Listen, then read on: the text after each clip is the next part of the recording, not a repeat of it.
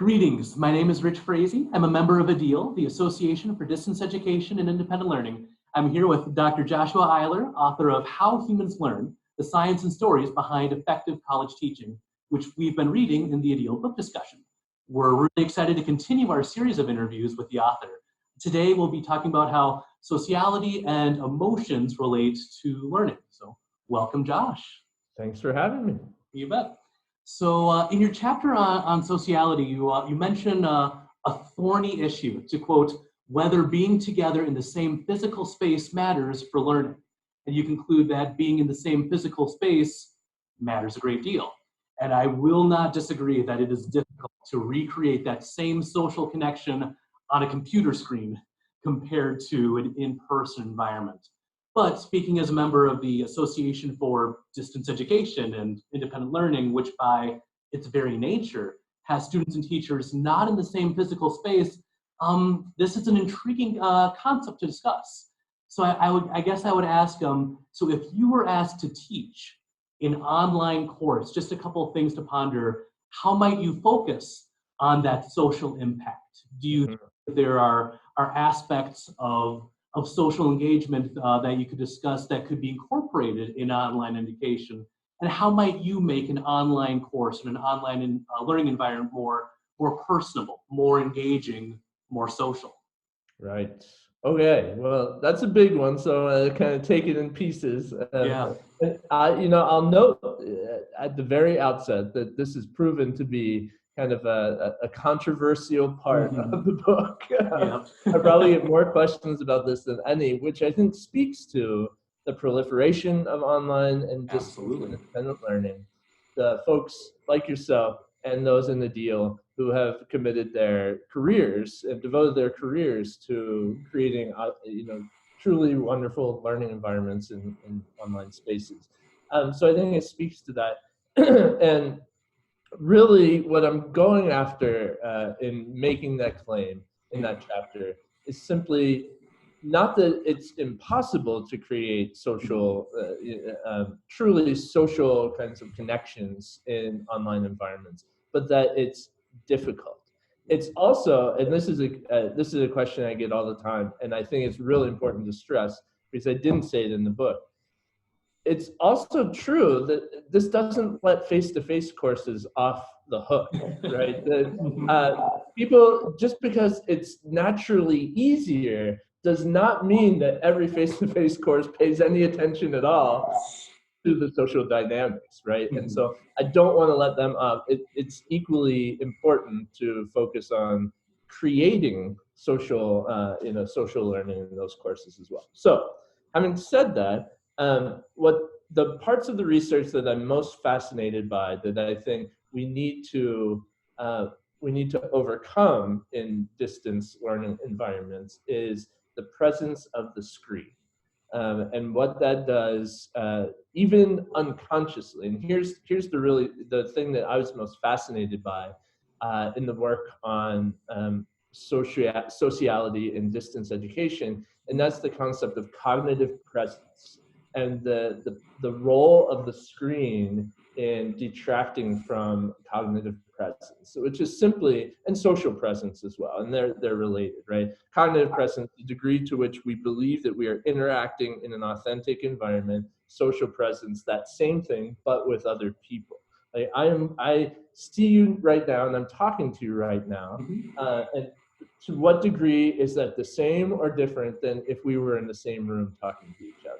And so what researchers are trying to show here is the role, the effect of the screen on our feelings of presence and sociality. And honestly, the question isn't settled yet. It's that there has been some work to show that it's more difficult, right? Yeah. And putting that in combination with the fact that we also know people forge real friendships and relationships online with folks who they've never met in person.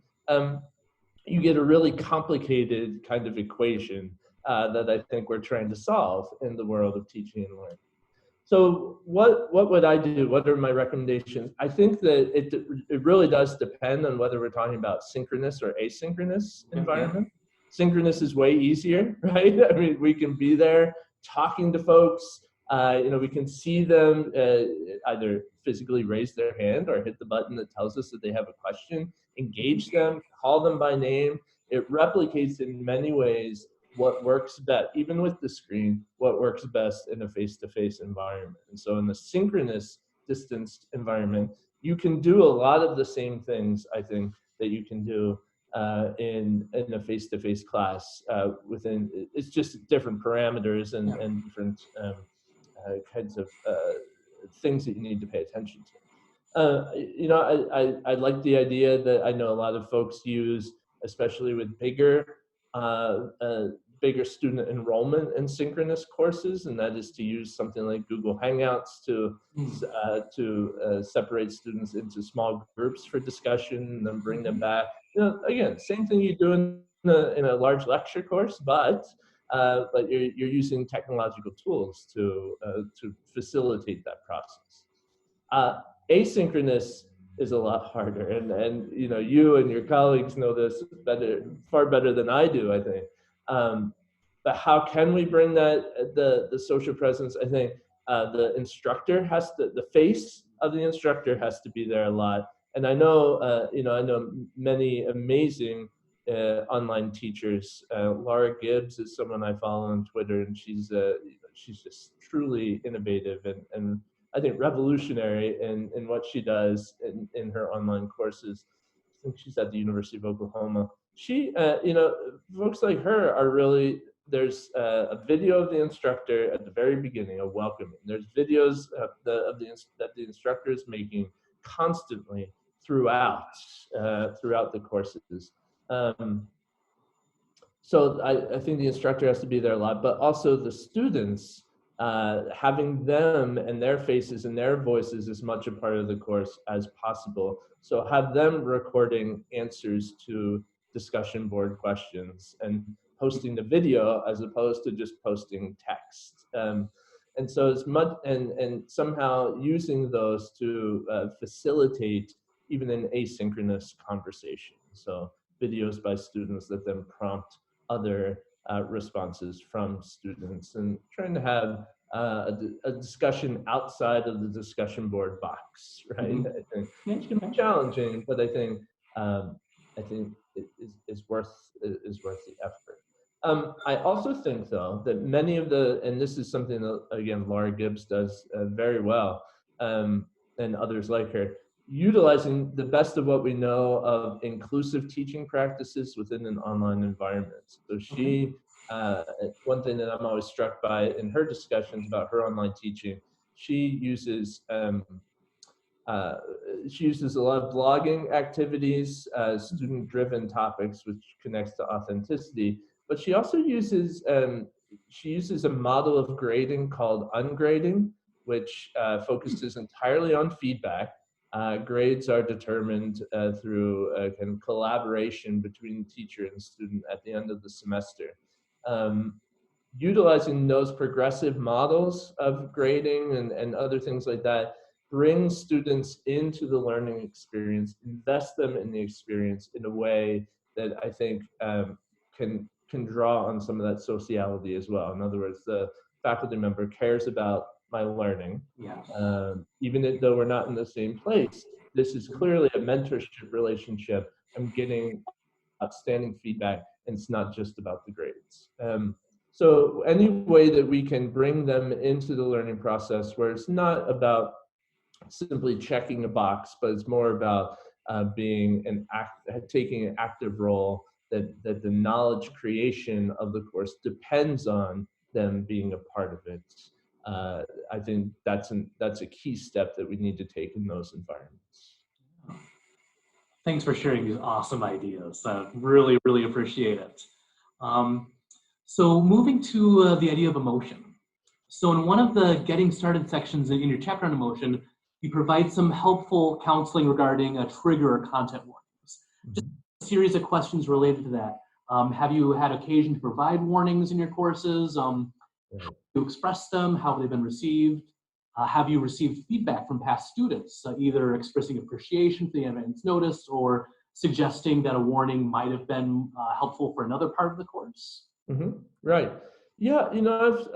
I definitely have some examples, both when I have and when I haven't given them. But I think one important key here is that, you know, trigger warnings, safe spaces, things like this, they're absolutely at the epicenter of vigorous debates about higher education. The research on emotions tells us really clearly that those kinds of things are not ways for students to avoid difficult conversations, which is often what they are accused. People will accuse students of trying to avoid engaging in difficult subject matters, but it's simply not true. A trigger warning, which you know, I think you could consider something like a pre-regulatory mechanism. I know that's a lot of words, but that's really what it is. It's a tool that allows a student to regulate their emotions before dealing with a subject matter so that they can engage more fully. That's all it is. It's not an escape route, and it's not pandering to student whims, and it's not breaking down any sense of hierarchy or authority for those who think that that's an important element of teaching. It's really a tool to help them. I've definitely given some. I've taught, you know, over my career, various pieces of literature that have, you know, some very difficult scenes in them. Yeah. I taught a course on the Wizard of Oz tradition for many years, actually, and there was a book written in the 90s by Jeff Ryman called Was, which is, it's a great book, but it's hard to read. And there's a very difficult scene of sexual violence in that book. And I would always give a content warning for that, simply say, you know, this is a very challenging scene. I want you to know that in the next section of the reading, you're going to be coming across, you know, a really difficult to read scene, and so involving sexual violence, and you should know that before you get started. That's it. That's all I said. No need to belabor it, and I think people. That's another thing that people who study trigger warnings will say. It's just a heads up. It's a way. It's a tool to help students process their emotional response so that they can engage in the work of the class. So that's what particularly difficult scenes. Often we focus on violence. I think we also need to pay attention to student active duty military and veteran students in our class as well. So, you know, content warnings for scenes of war, things like that, I think equally important. And there are other instances too. On the other side of the coin, though, having an emotional response to something is not necessarily a bad thing. And so the Pixar class is a great example of this.